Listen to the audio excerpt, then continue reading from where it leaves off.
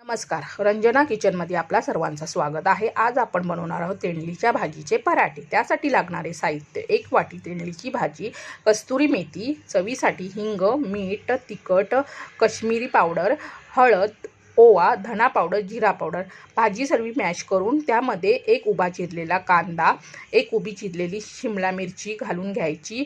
Video आवडला असेल तर लाईक, सबस्क्राईब, शेअर करण्यास विसरू नका। मग सर्व मिश्रण एकत्र पिठामध्ये घालून एकजीव होईपर्यंत मळून घ्यायचं। थोडं थोडं पाणी घालून, थोडंसं तेल घालून एक गोळा बनवून घ्यायचा। मग तो लाटून घ्यायचा, तव्यामध्ये घालून भाजून घ्यायचा।